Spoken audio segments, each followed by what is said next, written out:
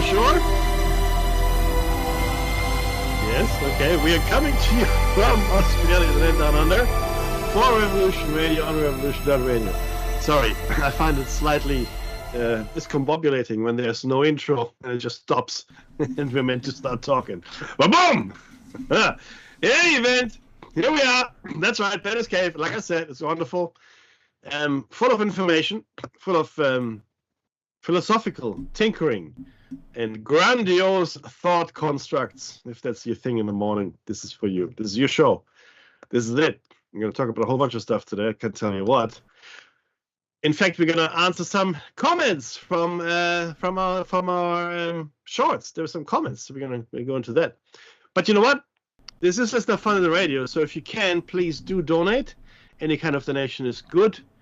Gold, silver, diamonds. If it falls, even better. You know, crypto. Yes, we take that. And if you can't donate, that's okay too, because times are tough all over. So tell people about the station, please. Like, subscribe, etc. Comment. That's all goodness for us as well as for other shows. Please do tell other people and do react to our videos and ramblings, as it were.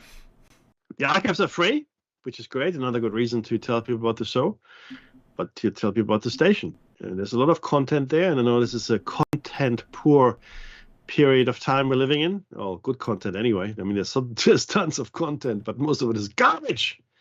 So please go ahead and donate or tell people about the station. It's all good. Before we start broadcasting in anger, we would like to acknowledge the traditional custodians of the land from which we broadcast. And for Dave, it's the Dark and Young. Thank you, sir. For myself, of course, the direct people, and we would like to pay our respects to elders past, present, and emerging. Ooh, see what I did there? It's a whole new thing. Right, with the tedious intros over, I'll tell you what, we had a comment that asked us a very specific thing, Dave. And what was that? And they wanted to know what we thought about Ross Coulthard and the whole UFO stuff on News Nation. You're familiar, of course, with Ross. Oh, I know Ross, and I've replied to them already. I don't know. Oh, yeah. Have you? I haven't seen it. Okay, but look, since the question was asked, and I do have a fairly strong opinion on the subject, I will give it to you. And the opinion, that is, I will give you the opinion. Okay, so I think Ross Coulthard is doing a really good job, right? I mean, has been doing for a long time, and not just because he's a fellow Aussie, but because he's doing a good job. Yes. And he's giving some. He lends some gravitas. He gives credence to the subject matter of UAPs, UFOs, MILABs, whatever we might be dealing with here. The phenomenon. He lends gravitas to the phenomenon. And he does that because he's not ridiculing it. Correct. And he doesn't go over the top either, though, right? No, that's true. He doesn't make outlandish claims, you know? And he doesn't really have a vested interest either way. I mean, he's as curious as we are, as you are, I'm sure, and it shows through. I have a worry, though, and this is a larger worry that has manifested over the past few months, not necessarily years, but certainly months. So I want to be very clear. I think there's a phenomenon here which we simply don't know about, like not really. There is something that's happening, right, amongst other things, but this is a very specific thing that's happening. We've got the evidence of it happening via video, right? We have, I guess, maybe less reliable evidence via testimony from witnesses. You could argue, we can't really trust eyewitnesses. Fair enough, okay, but there's a lot of it. There's a lot of it, right? So at some point when something walks like a duck and quacks like a duck and smells like a duck, even, after you've cooked it for a couple hours in the oven with all that beautiful duck fat, it's probably a duck. Well, after you finish the cooking, you hope it was the duck, not the neighbor. But the point is... I made pate, so, it's all good. It's who is it? Who is it? No, not who. What? Do anyone Does know? It walk, swim, or fly? So what you have then is a duck, right? Hopefully a duck. And it has to be acknowledged and treated as such, as a thing that is worth investigating. There's other evidence, physical evidence as well, injuries people have sustained. I guess landing sites, if you want to call it that. The radioactive or radiation measurements have been taken. And there seems to have been physical evidence which was removed, like pieces of craft. Mm-hmm. Maybe they're craft. I don't know. I'm calling it craft. Could be wrong. Non-human biologics. Well, that's what they say. Again, no one has come forward and said, in the marketplace, in the market square, here they are. Though if we can trust the story, there's one buried in the Wild West. Believe it or not, right? That's right. That was before human flight. That's correct, and that's a whole. Actually, that might be a short cycle, to be honest with you, sure. for the Shining Set Out. But okay, so there's something there. Let's just say there's right amongst other many other things. So you look at it, right? And I think David Greer, for many years now, has done an outstanding job in putting forward his ideas and what he thinks is the truth. And I think he's probably onto something, right? Because yes, there could be an agency and an entity, a group of entities that are outside the human experience that are doing this. Yes, let's say that. Dimensional traveler, time traveler, extraterrestrial travelers, any kind of traveler, but not necessarily human, or maybe human. Either way, right? Or ancient, like someone left over from the ancient times, previous human civilizations, etc., etc. Could be any of those. But I think he's also correct in asserting that quite a bit of the tech was appropriated by certain power concerns in the world. Mm-hmm. And made their own, and they have certainly, it seems at least, they've certainly retro-engineered some stuff. We heard some rumors coming out of the skunk works from various companies. Lockheed Martin, probably the most prominent. The Russians as well, Bigelow. But certainly Bigelow. Oh yeah, definitely Bigelow Aerospace. And there certainly seems to be a good case for some of the things we see. To be made by us, not the general us, but again, like I said, power concerns. All the people I like to refer to as the parasites, Northrop Grumman, all of them, right? And it makes sense too, right? Because we know there's MILABs. In case you don't know what that means, these are military abductions. So the people have been said they've been abducted by aliens or someone for many years, and some of those may very well be abduction by an agency that we can't define, whereas others we're thinking are probably done by our own military and other shadow organizations right here on Earth. Now, bear in mind though that the phenomenon of the UFO, right, and including the abductions, predates modern times significantly. Mm-hmm. We have the depictions of these flying, let's call them machines or flying objects. Mm-hmm. Going back hundreds and thousands of years. There was a battle that was described in the sky in medieval times. That's right. Okay, they're cave paintings. They show up in art. They show up as stories in the Bible, believe it or not, and other ancient texts as well, right? So this phenomenon has been with us for a very long time. This is not a modern thing.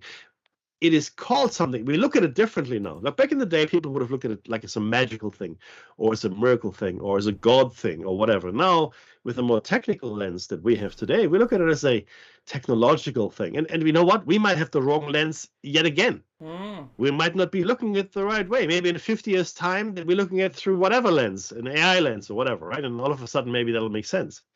My point is, the phenomenon has been with us for a long time, right? And I think that David Greer is on the right track.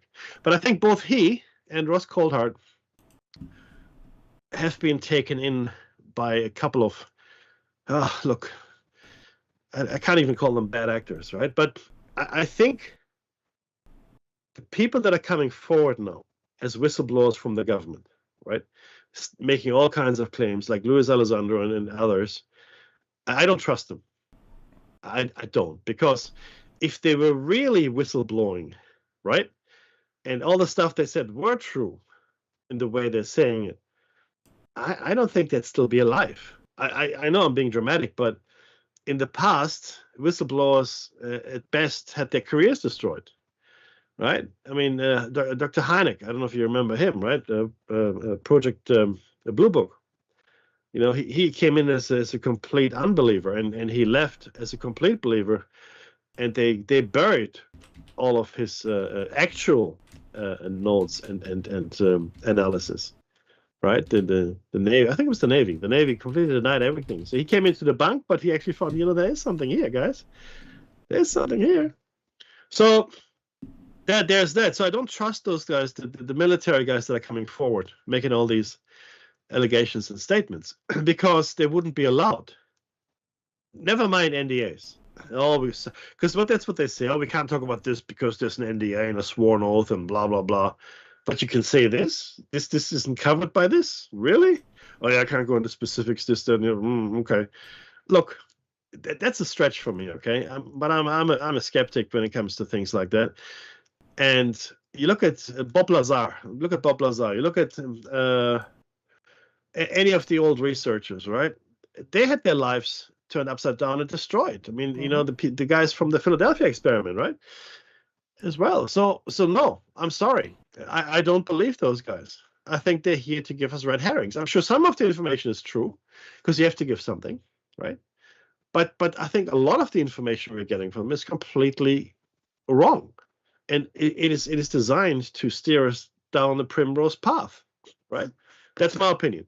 So it's not a reflection on Ross Coulthard, but because these guys have swamped Dave, and I know you've seen this. They've swamped the media world with their presence, or at least the media world that is interested in this subject matter. I see the same people also infiltrating the Skinwalker Ranch team.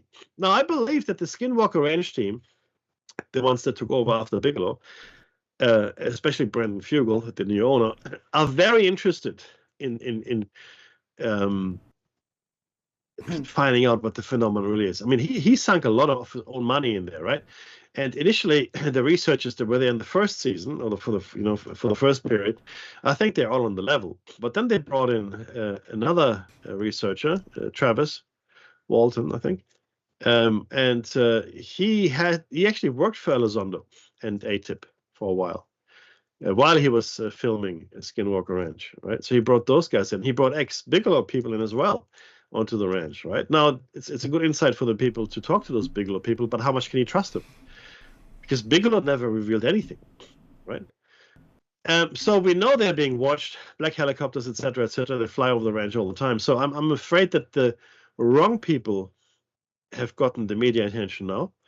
The wrong people are telling us a story which I don't think is entirely true. And I'm just wondering which parts of the story they're telling us are fabricated. So that's what I think. Where are you with this, Dave? Okay, so there's a lot here. I'm going to see if I can remember all my points. So, firstly, who is and who has been delivering messages to the public of the world from the hidden depths of the American government? Lazar was the first to mention Area 51 and S4 and the technology and Element 115. I know that they've kept him, his life as he described it was deleted to make him look terrible. Whether or not they lined up at all, but his claims and the places where he studied, and American government also claimed that he didn't work for them at all, not even as a contractor. And then the pay slips and the shift posting or whatever it was did show him there the technology with the board. You put your hand on it, it's got pegs, and it measures your mass or whatever. It's identifying you. All of that seems to have come true. Element 115, he said that he had a piece and then suddenly his house was raided by the Secret Service or the whatever it was, FBI, CIA, I don't even care who it was, but they raided his house during the filming of a documentary. So they happened to capture some of it on film. At least they were all there to bear witness to it all. I don't think it was a setup. There was a lot of violence involved. And anyway, so he said he had a stable version of 115. It had been made in a collider, and it's terribly unstable, apparently, in our environment. So does that make it true? It makes some of the story very interesting. Despite the government's, Project Blue Book, which was basically, if I put it anyway, when I was a kid, the first way I put it is Project Blue Book was fascinating to me as a kid. I loved it. People having sightings. Was I having sightings? Yes, I was. And I didn't make any reports to Blue Book because it's not my country. However, the validity of the people in Blue Book is turned upside down because their intent was to debunk it all. And the whole project, everything about Project Blue Book was to categorize whether people had seen any of those secret test flights and what were they that the military were doing at the time.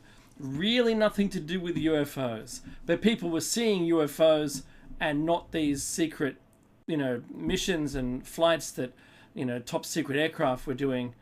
So it, to me, seemed like it started going into a direction that they didn't really want it to go in, but at least it had people looking upward into the sky and seeing things.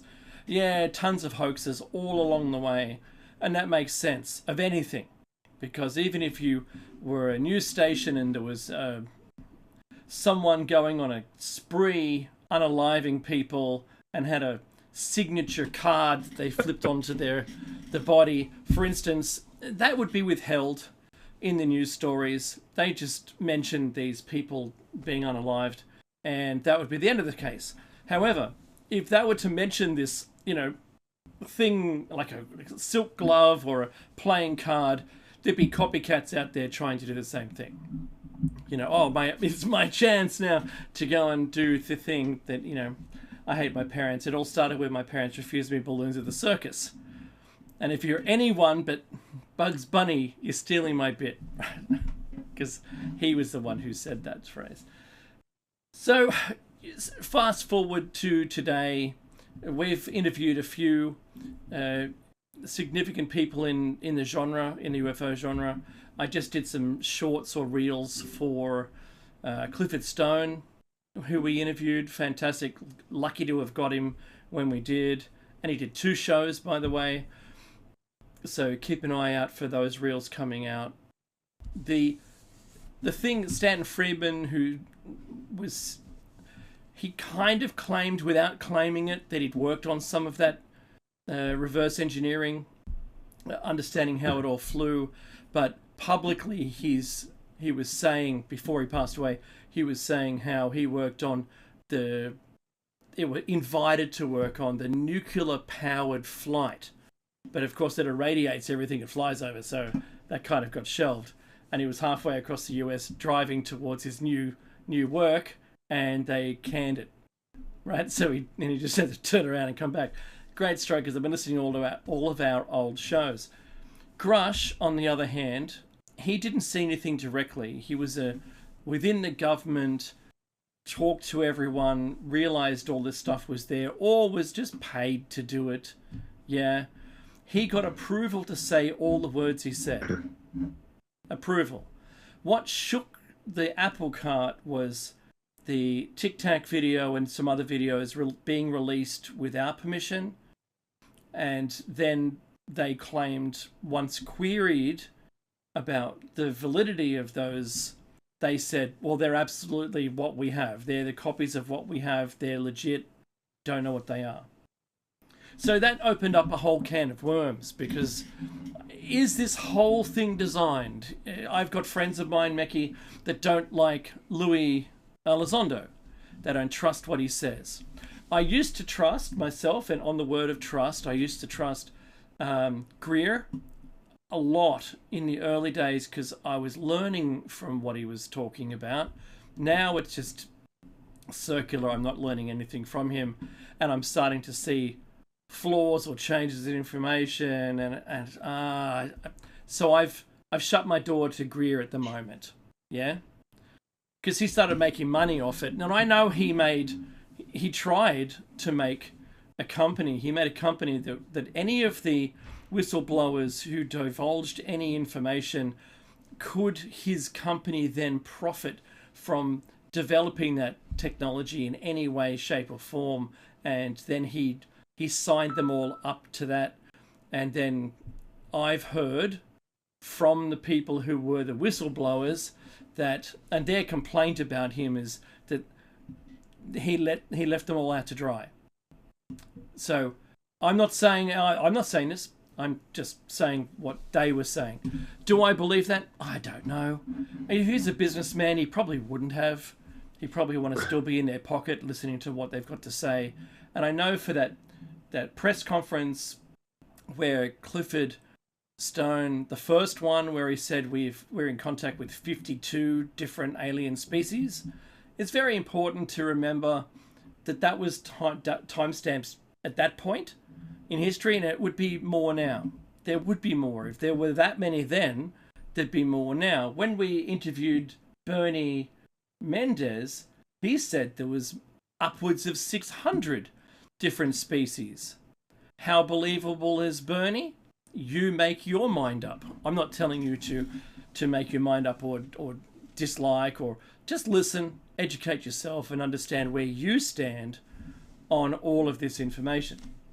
So do I still believe it's all real? Oh, completely. I believe the whole thing is real. I've never had a doubt that there's UFOs. So I've got a picture here. This is a still from the movie Close Encounters of the Third Kind. And it's the scene where the big craft comes down at Wyoming. And that's Hynek. Hynek's in the film. He has a bit. He was an advisor to the film, but he became such a believer in that UFOs do exist because the mountain of evidence, if you care to look at it, according to him, is so vast that it has to be real. He's just another one of those researchers, Mackie, that wanted to debunk it. Can't be real. I believe in physics. Physics is the heart of the universe. And then suddenly there's all these things that behave outside of our physics, which don't seem to make any sense, but only make sense in the context that we are in kindergarten as far as physics is concerned. Quantum theory or quantum physics takes us a whole new level. And I was watching something just the other day, and I'm going to hand it back to you. There's the quantum entanglement, where you can entangle two photons or two particles. You can entangle those, so if you move one, the other one instantly moves. And if you had three of those, you'd be able to have, let's call it a mobile or cell phone, but it wouldn't be a cell phone, it would just be a communication device, which had you only moved it in a X, Y, or Z motion, and you'd be able to have synchronous communication at both ends, and it would be closed and no one could break it. No one could get into that channel of comms. Now, I came up with that a long time ago as soon as I realized you could do that to two particles or photons, and you could sync them up. And those two devices could be anywhere in the universe, and they're instantaneous. It appears as though, if you're a Star Trek person, these would communicate through subspace. It's not telepathy, but once again, it's just entangled things. Now, I heard someone talking about this from the American government, saying that they were looking into quantum communication, and said that if you were able to observe it as an observer, not looking at the people with the devices, but rather look independently at the vibration that one of those particles was encountering, it would delete itself and not be quantum entangled, and therefore have never been, because it goes back in time historically, to have never have done it. It's the same reason why the double slit experiment has two outcomes. One, it's an interference pattern on the wall behind it, and the other is it's just two painted slots. And the two painted slots is, if you look at it, to see which of the two slots the photon or the particle went through. So that's really interesting. And this is my last point. As far as quantum physics is concerned, and the observer problem, which collapses the waveform, we know that waves have to travel through a medium, and the wave interacts with the medium. So the medium itself, the particles in the medium don't move with the wave. They just move up and down vertically, for instance. So that's like the ocean. If there's a wave, not all the water's ocean goes onto the land. It's just the waveform. You can see it do its thing, and it's all good. So if there was quantum comms that we all don't need any telecommunications companies or devices or infrastructure or anything like that. We just need a clever company to make the phones, and you could pair them up. You could have an exchange, I suppose, with the other pair. Yeah, you could do that if you wanted to call someone else. But it's currently a thing we could do today. Mackie, we could do it today. So, reverse engineering, non-human biologics, all the stuff that Grush said.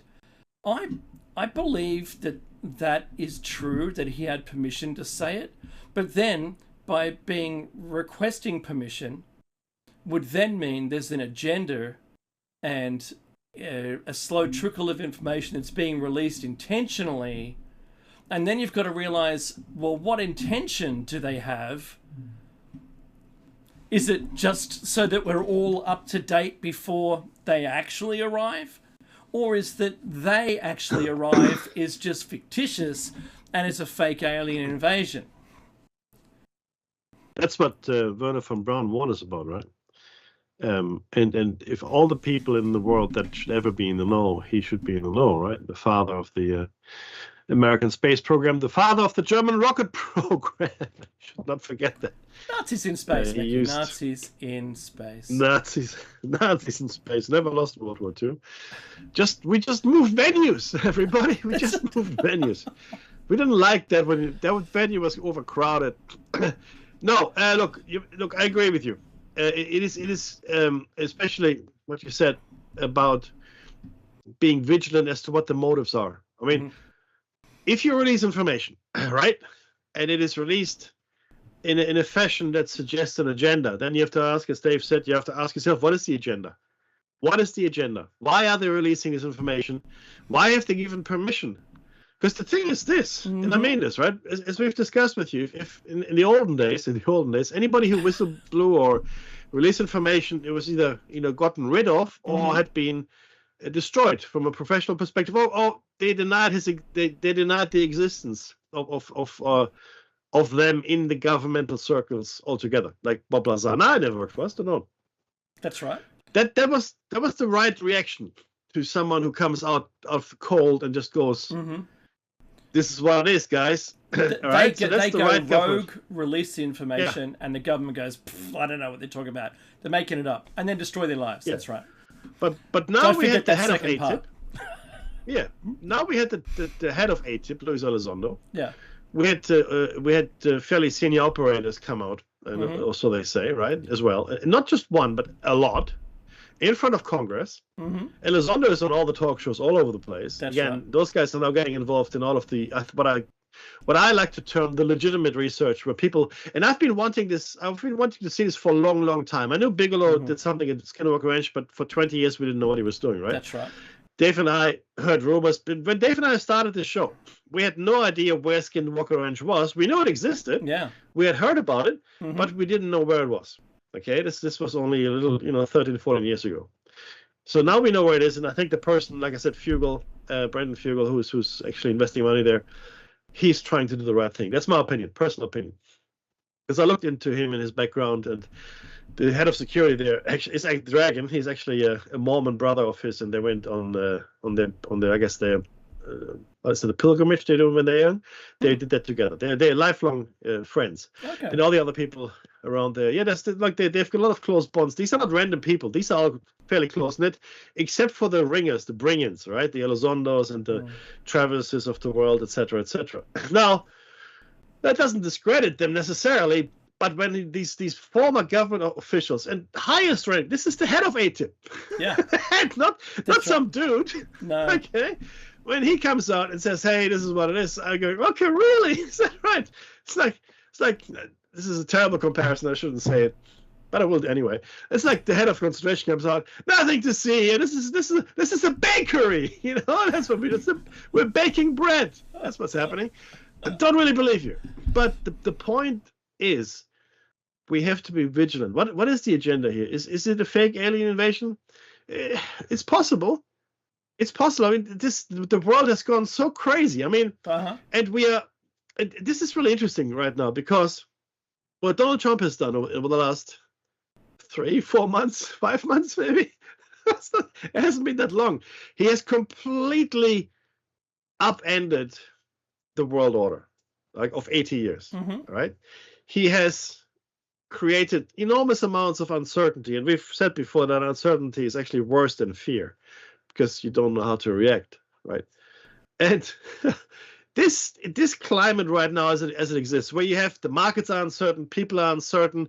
What are we going to do? Is this going to happen? What will happen? Because America is important. It's still the biggest, military and industrial power in the world in many ways, right? I mean, hopelessly in debt, but still very powerful. Whatever America does matters. So whatever Donald Trump does matters on a global scale. And after all the craziness that we've gone through over the last 6 months, and certainly since 9/11, would we really be that shocked by the news of an alien invasion? No. I mean, really? No.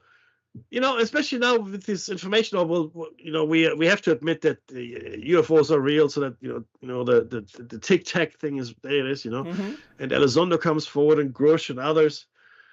I don't believe them. Not all of it. And Dave is right. There's certain elements which are probably true, because we know they are from others, and other elements are not. And then you have to ask, because the thing is this: if this were to happen, if, let's say, over the next 6 months there were some kind of thing that happened, and who would we turn to? Those guys. Exactly. They are the experts. They're the ones holding the reins, Mickey. Yeah, not the guys that were discredited by the government. No. If they're still alive, that is, right? Not those guys. No, because Stanton Friedman has passed, right? And a few other researchers have, as you probably well know, they have passed. And we wouldn't turn to them. We would turn to the people that just came and testified before Congress. So, but I want to say something to the quantum experiment Dave brought up, because I thought about this for a long time, and it really bothers me. A lot of people are now trying to discredit or devalue the double slit experiment. I don't know if you've seen this, but there's a movement underway in physics. Because what does it really say anyway? I mean, this, that, and the other. Now, I think we're making a fundamental flaw. We're making a fundamental mistake, which reveals a fundamental flaw. The fundamental mistake we're making is we're thinking of ourselves outside of whatever we're looking at. We're living, and I'm looking at the universe, the multiverse. It doesn't matter. It's a closed system, and we are in it. Oh, yeah. We're not somehow outside it, right? We're not. We're smack bang, completely 1000% immersed in the system. So yes, anything we do, anything, including our thoughts, because our thoughts actually manifest in electrical activity, in current in the brain, chemical processes. There's a whole bunch of stuff that goes on here, right? That your thoughts that give. Well, the question is this, right? Do your thoughts create these processes, or do these processes create your thoughts, or is it a mixture of both? I mean, that'll drive you nuts. So let's not go into this too much.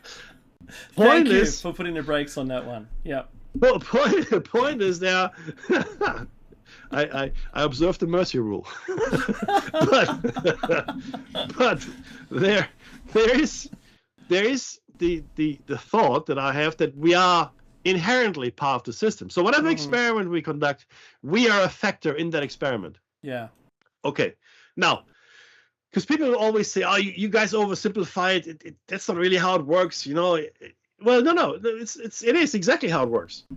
You've got the double slit experiment. It was done in a certain way, right? And we've now proven it, amongst other things as well, that there have been proofs coming along it, and people have repeated it. They've made it more clever. They have kind of broken causality, right? With some of the experiments, by being retroactive in time. Yeah, there's the delayed sensor. Yeah, so it's already hit it before they test whether it hit it or not. So. And that makes more sense. That makes less sense. And even that one causes it to change its action. Yeah. Which by all laws of logic, it should. Now, I think, okay, there's a couple of things that are for certain. I want to finish with this, though. And I'll tell you about the certain things in a second. So you have the double slit. Here it goes. It does the thing it does. And you get the interference pattern as a wave pattern and so forth. And now they're trying to argue differently. And this gave rise, of course, to the idea of a multiverse, and then this is Everett's interpretation of the outcome, right? And people have come on board, and Michio Kaku and other. I mean, the vast majority of physicists and quantum physicists would agree that that's probably what it is. But there's, like I said, a school of physicists that's a lot of nonsense. Let's move away from this. Ask yourself, what's the motivation there? But there's some things we can be certain of. One, we don't understand the nature of time. At all. Not at all. Because, and this is important to understand, we're only aware of the moment. Actively aware. We remember the past, as a collection of moments that happened to us. And we don't really know about the future, but we know there's going to be a collection of moments in the future, potentially, unless we die, or who knows what's going to happen. But the point is, all we have is right now, the moment.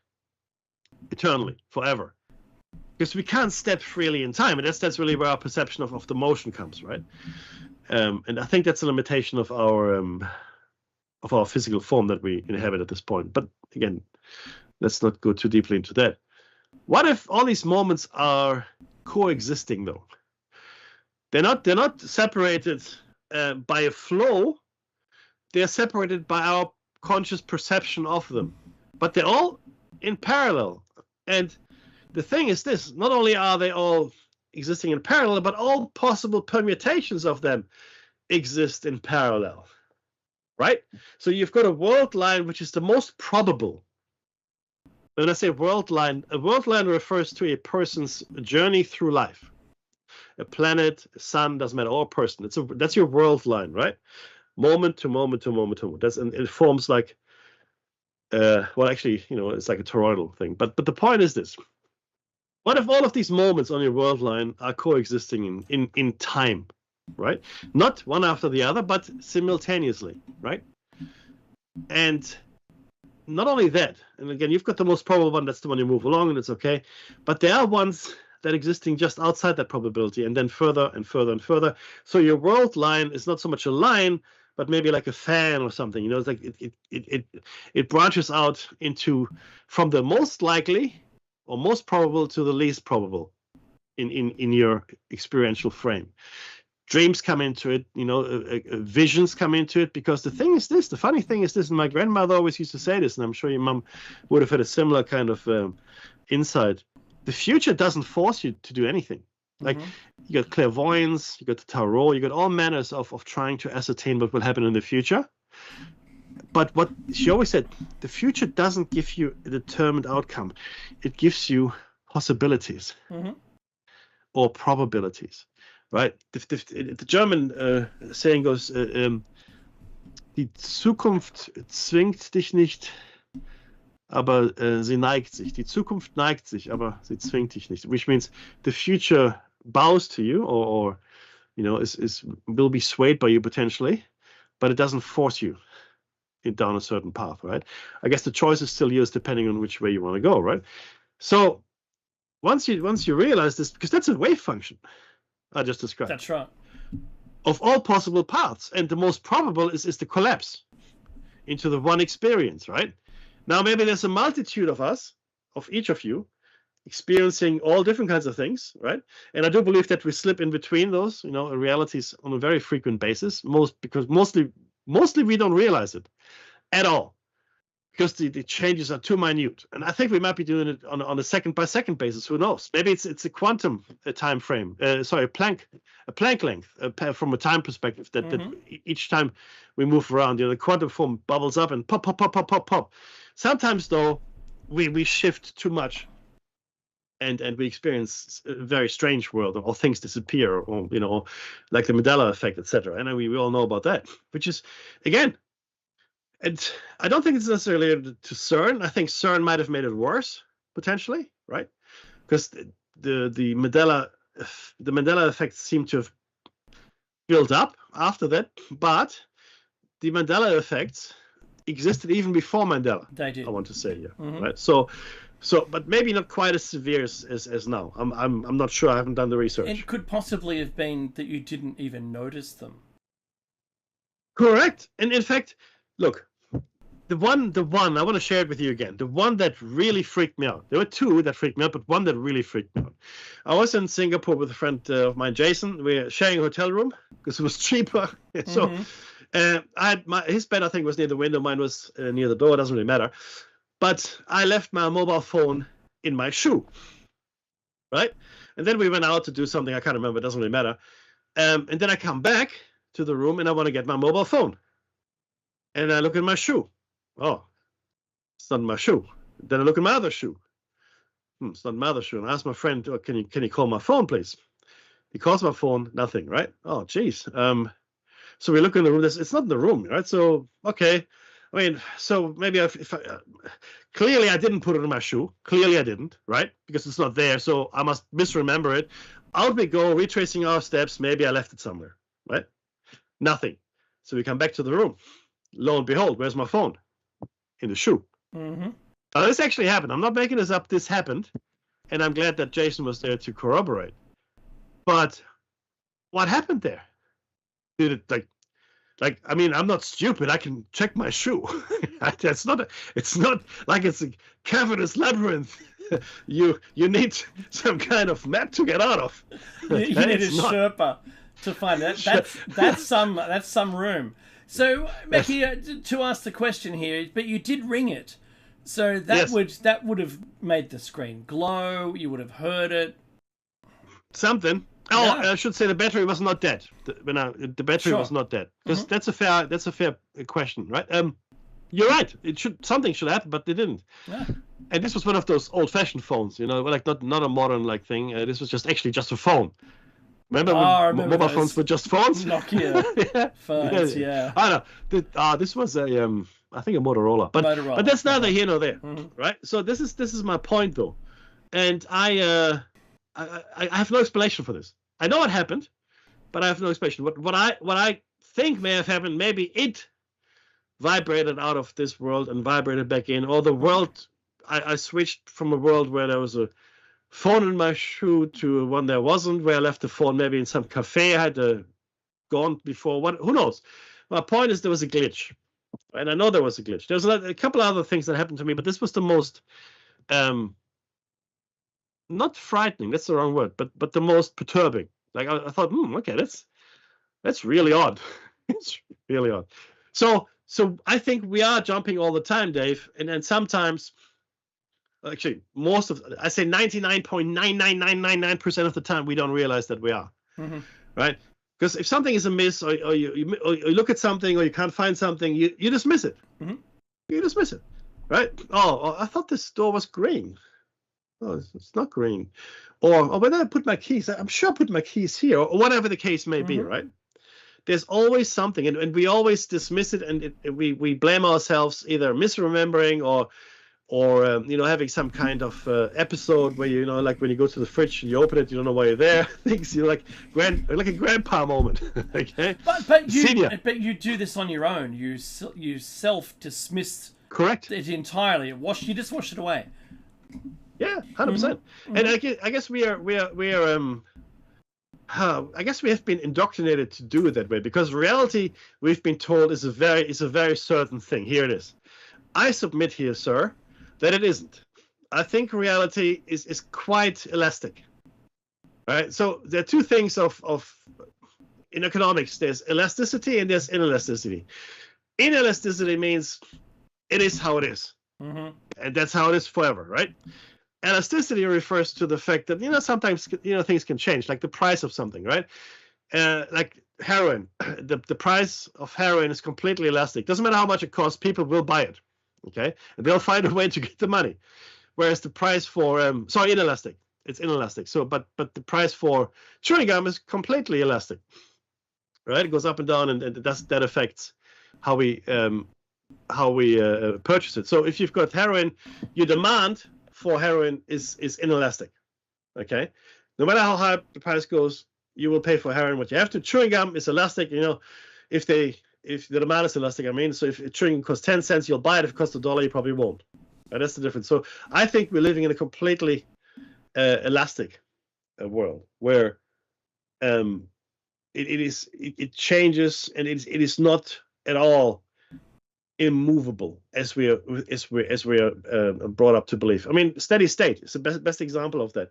For the longest time, science has taught us this is a steady state world. Things happen very, very slowly at glacial speed. And along comes the island of Surtsey. I don't know if you remember this. Surtsey is an island with features on the island that grew overnight, literally. This is an island that came out of the North Sea.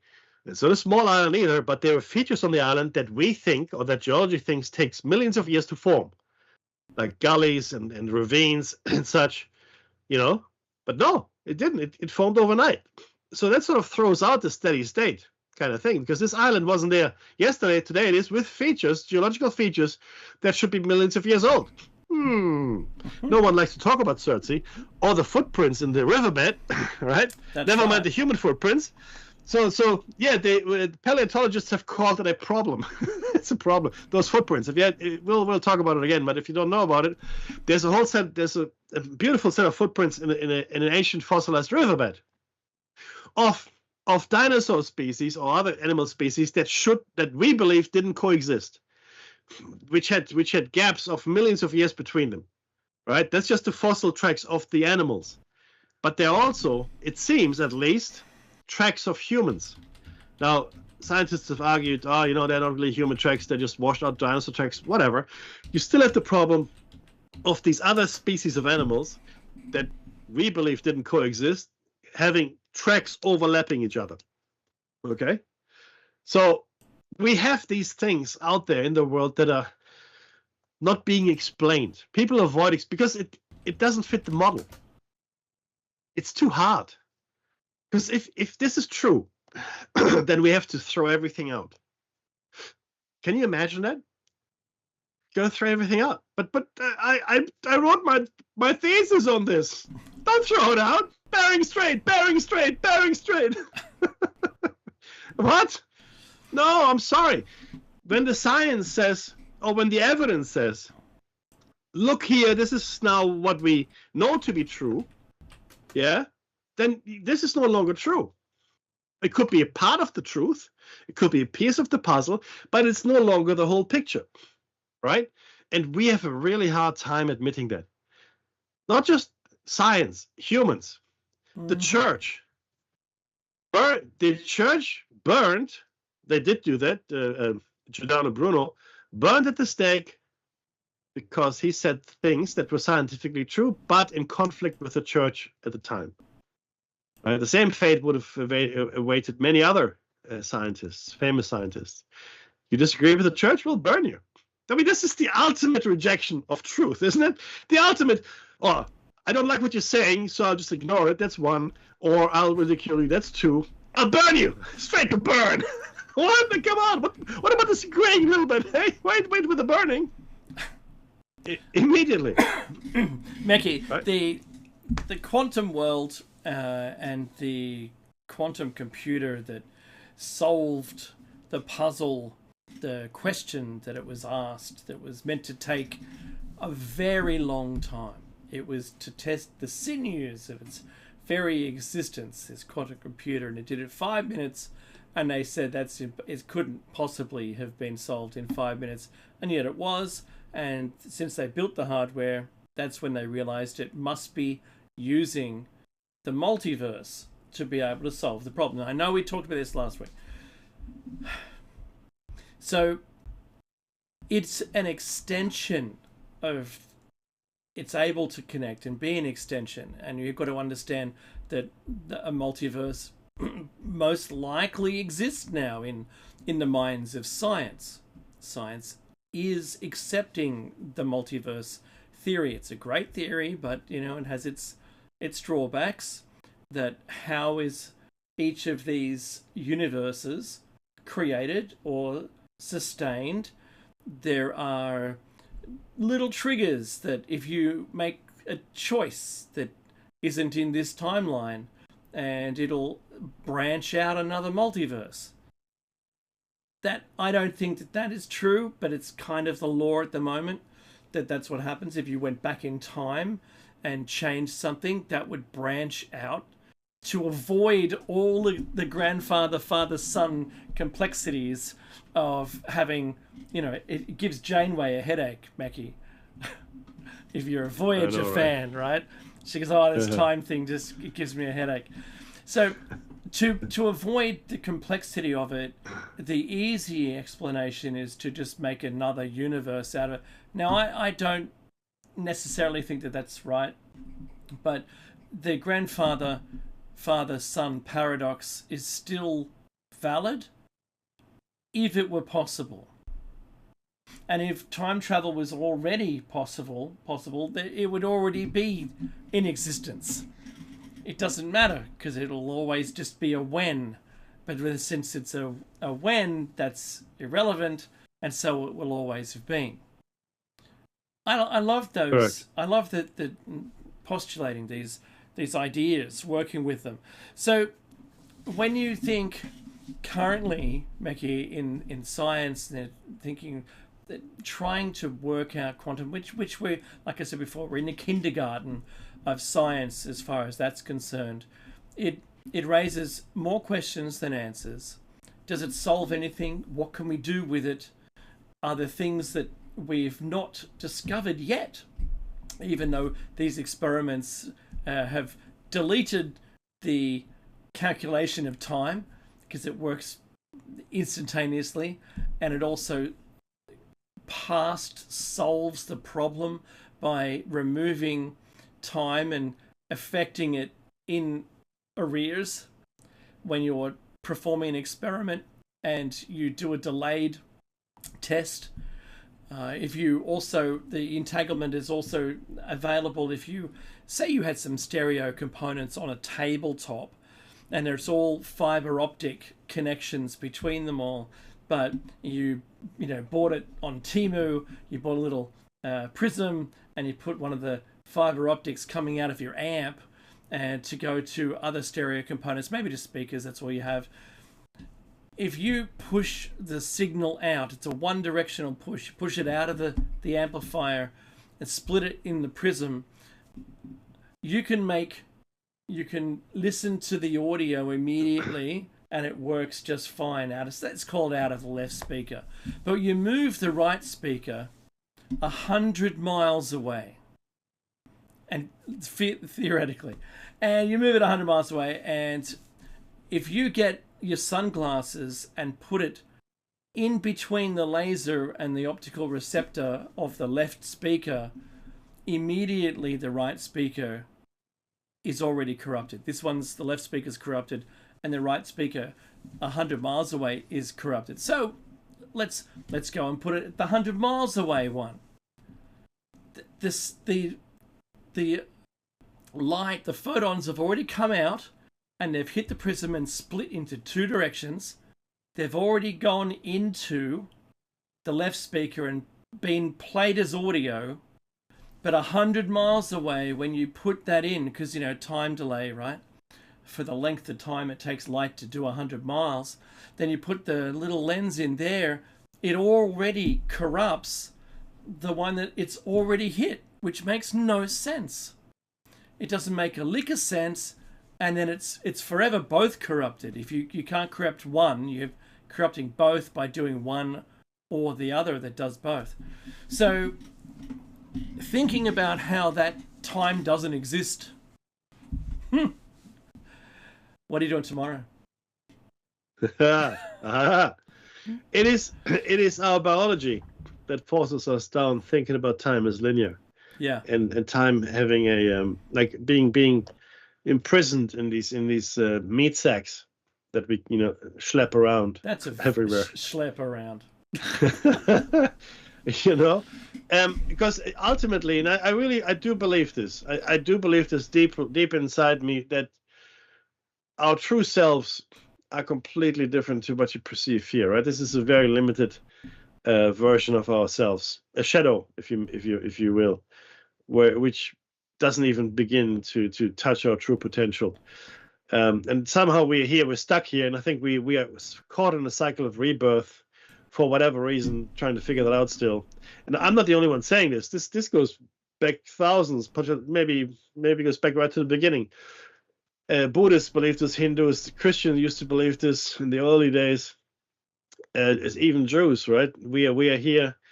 We are strapped to the wheel of rebirth unless we can break free. And that's the music. Jeez, time went fast. I hope you enjoyed this. I certainly did. I really enjoyed this a lot. This has been Platos Cave. Thank you so much for sharing your time with us. Don't go anywhere. If you like Mitchell Bob, he's on Studio B after us.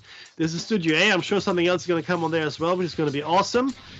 Stay with us on Thursday, if you want, same time, and then Sunday. But Dave, most of all, be safe, everyone.